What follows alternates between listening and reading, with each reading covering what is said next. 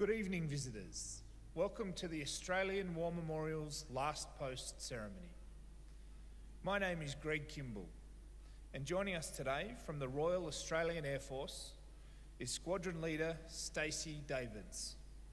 We warmly welcome the family of Private John Lavington, whose story will be told shortly. We welcome the veterans who have served, those that are still serving, and the families that love and support them. We acknowledge the members of RSL and Services Clubs Association, RSL Victoria and RSL Queensland, who are watching the broadcast of this ceremony across Australia. During the ceremony, wreaths will be laid at the base of the Pool of Reflection by family and visitors to the memorial. If you're able, please stand and join in singing the National Anthem.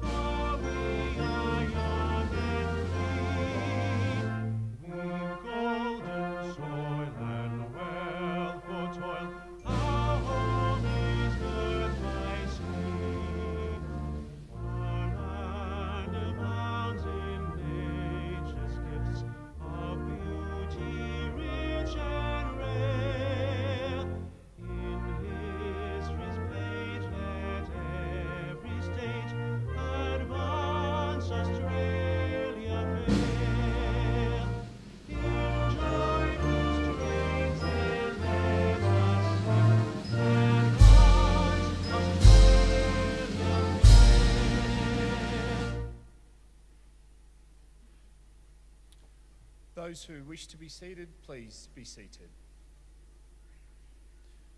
The Australian War Memorial was the vision of Charles Bean, Australia's First World War official historian.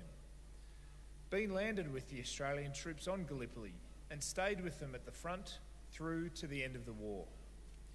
The idea of this memorial and national museum came to him at Pozières, France, in the depths of the bloody fighting of 1916. Bean's idea was that this would be a place where families and friends could mourn loved ones buried in faraway places.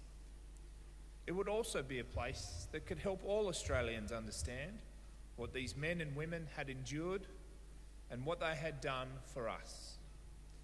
Bean's vision, to which we remain true, is best expressed as inscribed in the entrance to the memorial's galleries. Here is their spirit, in the heart of the land they loved, and here we guard the record which they themselves made. Tonight we will read the story behind just one of those on the Roll of Honour, which lists the names of more than 102,000 men and women who have given their lives for us in war and on operations for more than a century. But first we present a lament, Flowers of the Forest. Wreaths of floral tributes will now be laid at the base of the Pool of Reflection.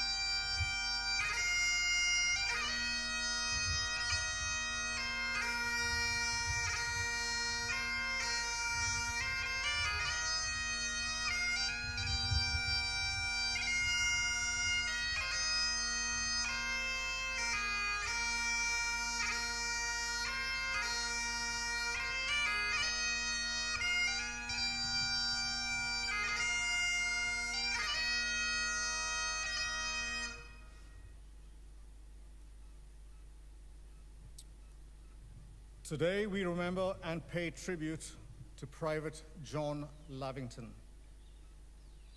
John Lavington was born in 1886 in Bega, New South Wales, to William and Julia Lavington. His father had run a boarding house in Bega, and when the First World War was declared, was involved in oyster farming in Tathra. John attended public school and was a farm laborer before he enlisted in the AIF in April 1915 in Queensland. His brother, William Sexton Lavington, also enlisted in the AIF, serving in the 16th Battalion and returning to Australia after being severely wounded in late 1917. After beginning his training at the inaugural camp in Queensland, John was posted to the 9th Battalion and left Australia for active service overseas on the 16th of August 1915. Private Lavington first went to Egypt, where he contracted measles and spent a month in hospital in Cairo. In early 1916, the 9th Battalion returned to Egypt following the withdrawal from Gallipoli in December. As the AIF underwent a period of reorganization and expansion, the 9th Battalion was split, with half going to form the experienced corps of the 49th Battalion, and the now depleted battalion being made up to strength with reinforcements like Private Lavington. The battalion sailed for France in late March 1916 on the Cunard liner Saxonia. Having spent a day in Malta en route, the men disembarked at Marseille in April and were deployed to the nursery sector around Armentières. This was a quieter part of the line where units new to the Western Front were sent to acquire the skills of trench warfare. The battalion's first major action in France was at Pozières. The preparation for the attack involved a thorough bombardment of the village lasting several days.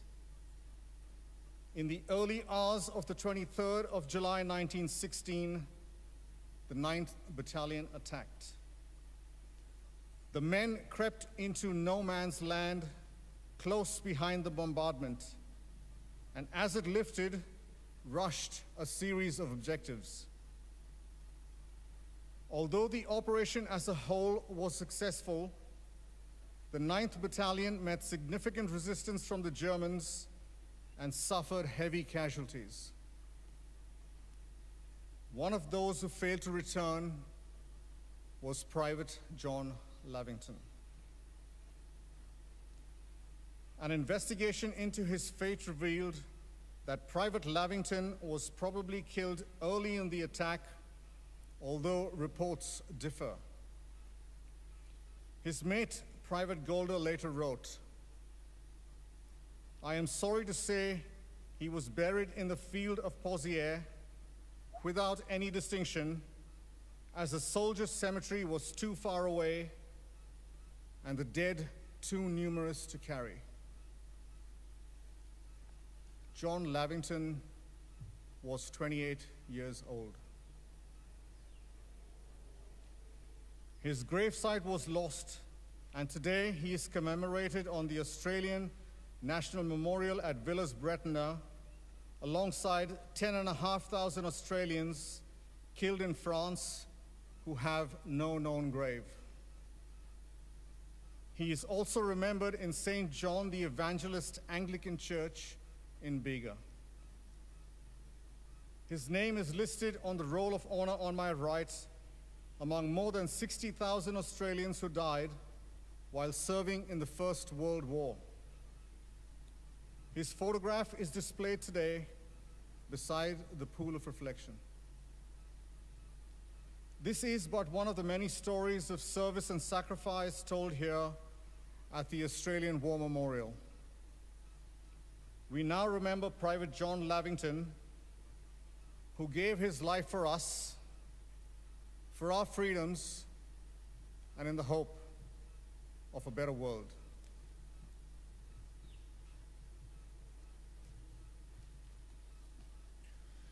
Please stand for the reading of the ode and the sounding of the last post.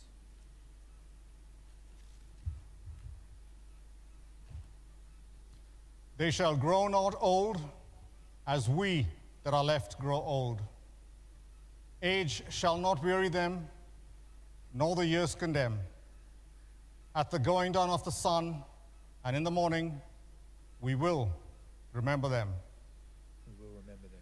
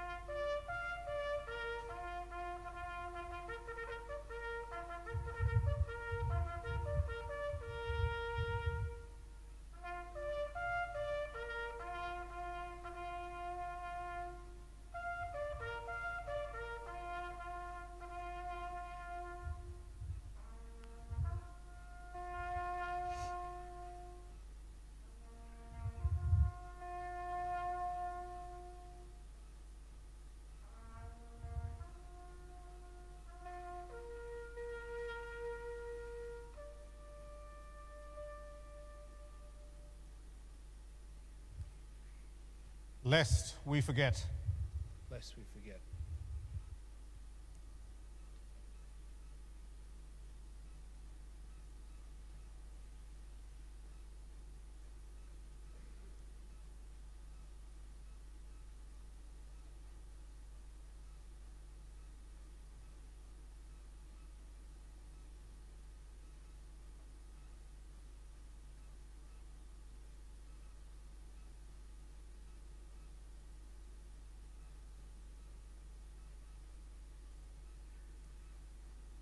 We leave you this evening with the words of the memorial's founder, Charles Bean. Many a man lying out at Pozières or in the low scrub at Gallipoli, with his poor, tired senses barely working through the fever of his brain, has thought in his last moments, well, it's over. But in Australia, they'll be proud of this. Ladies and gentlemen, that concludes the last post ceremony. We thank you for visiting the Australian War Memorial and wish you all a very good evening.